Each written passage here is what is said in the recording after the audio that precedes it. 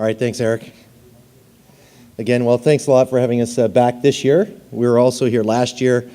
For those of you that have followed the name in the past, I'm going to focus largely on an update and what we're really excited about this year in the company, and I'll try to give a brief overview to those that might not know the story as much. So Nevsun, I think Eric kind of said it all. We're a cash-rich and more coming producer. We're currently producing copper concentrate onto the Red Sea out of a small country called Eritrea in Northeast Africa. We had a great year in 2014.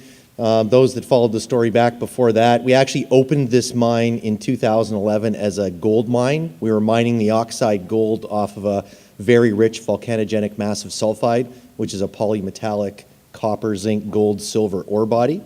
We went through that in 2011 and 2012, and in 2013, converted the processing plant over to producing copper concentrate. We had a full year of copper production in 2014 and maintained our track record, which we're very proud of doing and delivering what we say we're going to do. We've pretty much delivered the feasibility study from 2008 to the letter, and that was last year. Our guidance was 180 to 200 million pounds of copper and concentrate. We managed to get 196, quite close to the top end, out of the mine. We guided lowest quartile cash costs. Given we were ramping up, we were a bit unspecific. Lowest quartile would be somewhere less than $1.30, and we came in at $1.05 for the year. It's $1.50 C1 cash cost per pound of copper.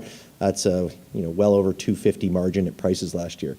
So we commensurately generate a lot of free cash flow. The asset cranked out $220 million in operating cash flow last year alone. We reward our shareholders for holding the stock. We pay 4 cents a quarter. That's 16 cents annualized. That's US. So if you're a Canadian shareholder, you get a little 20% extra bump over that. Works out to something around a 3.5% yield at current prices. Just to put it in context, we, being Nevsun's contribution to building this asset in Eritrea, contributed about $120 million into Eritrean holding company to build the original gold plant. And we're proud to say, delivered over $100 million in dividends and share buybacks back to our shareholders on the back of that investment, having almost paid back every dime we put into the country directly to shareholders. We actually had a return on our investment in cash flow into the company, Nevsun company, in about 7 months. So it's been a great return for both our shareholders and for Nevsun. The company at this point is poised for growth. We're stable and producing concentrates in Eritrea. We've shown we can ship them out of the country. We've shown our product is saleable, and we show we can continue to generate free cash flow. So now we're focused on growth. In 2013, as we were heading into copper, we finally hired back, having abandoned exploration almost a decade ago after the discovery of this asset. Hired a great vice president of exploration, a guy named Pete Manojlovic, who was at Sabina Gold and Silver, and he just finished drilling off the Hackett River deposit, which was sold to Xstrata. Sabina was becoming a gold company, so he came over and joined us. And really, in 2014 was the first year he was driving the bus on exploration. It completely changed our view of what we have in Eritrea.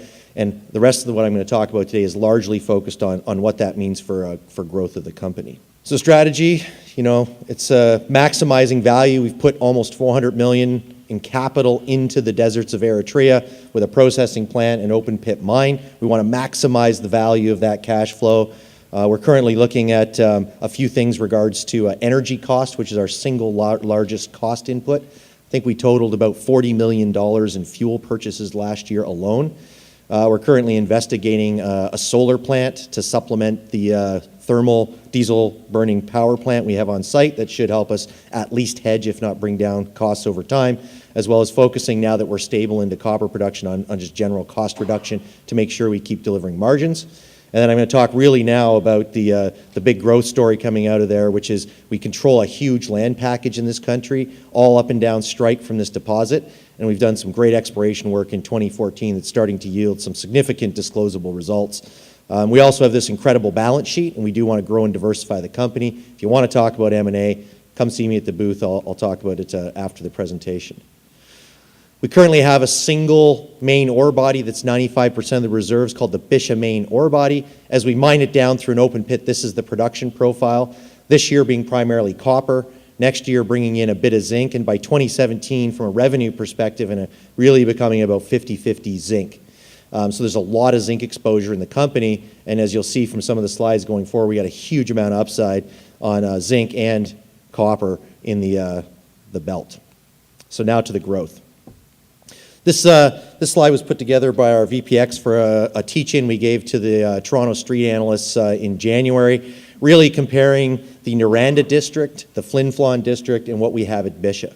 These are those little maps with the little orange dots are the main deposits that make up those camps and are to scale. So you can see on the far right there, those funny shapes are our exploration licenses in between the favorable horizon of rocks that we want to explore. The story is we have in control 100%.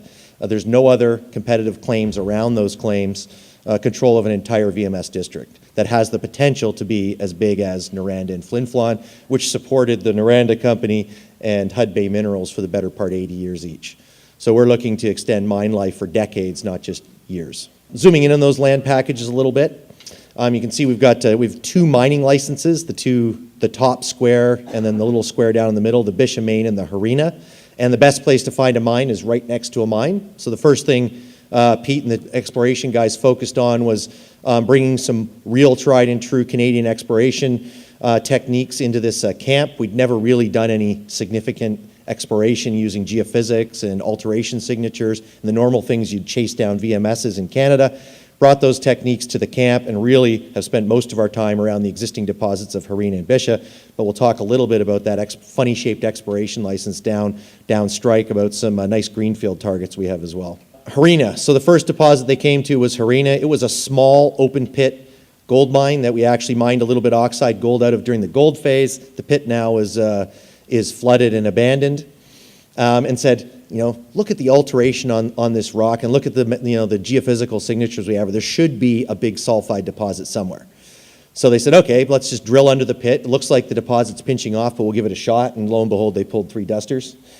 But when you do downhole electromagnetics, you can generally get an idea of which direction you have to look to find the conductor, which is the sulfides you're looking for. And the next few holes, they went off to the left of the deposit, as you can see on that map, and bingo, you can see that HX040. That was one of a series of 15 holes we put through some really great mineralization at depth under Halina.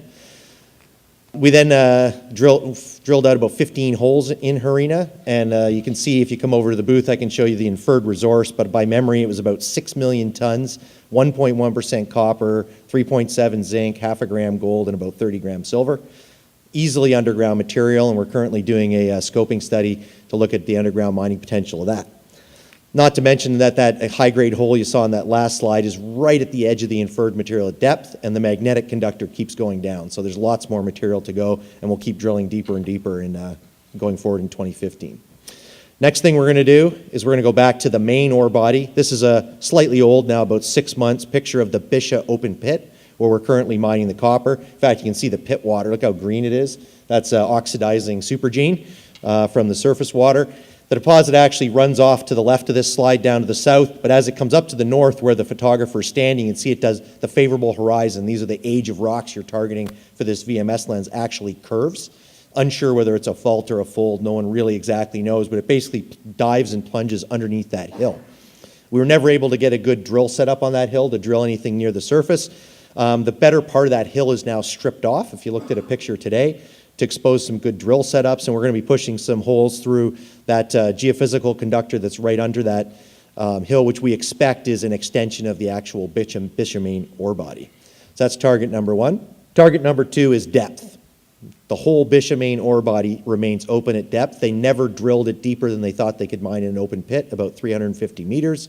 And this map is just showing you the geophysical plates. Those funny trapezoidal shapes in the right plan view are the theoretical geophysical anomalies that account for what they see in the drill hole electromagnetics. And then on the left, you see the sectional view of that. They basically all line up plunging at depth, just showing that this ore body likely extends more at depth, and we're going to be putting some holes in that as well. Another way to look at it, this is the simplified cartoon. The current open pit bottoms in that little reserve pit bottoms in that little white dotted line, and it bottoms in full grade M&I material. You can see it's fully open at depth, and we actually have, a drill has actually drilled a hole underneath that right now, hit some sulfides, and we're waiting for assays, and you can expect some results probably in early April from the drilling program under there. We also have a couple Greenfield targets. You remember that exploration license we had down strike? We had a small discovery called Adarat, where again, following the same techniques, alteration, age of the rocks, geophysical anomalies, we found it had some nice intercepts of sulfides. They were pretty narrow, so we parked that one, and we're going back and doing some greenfields at Asheli and Tekawuda. Again, trying to find more legs to this story to just add more and more and more zinc and copper to the resources. You know, the sum of it all is we've got a great track record of growing in Eritrea. We've grown reserve life by 50% since we went into production in 2011. We've grown the district resources by 65%, and we're expecting significant additional growth in both those categories in 2015 from our exploration program. If you want to know more, you want to hear it from the guys that really know, Pete Manojlovic and our on-site guy, Rob Foy, a good Sudbury Canadian boy, are at our core shack at PDAC for tomorrow and Monday. We also have a corporate booth down in the south part of the convention center also for Sunday and Monday, and look forward to seeing you there if this piqued any interest in the name. Thank you, Scott.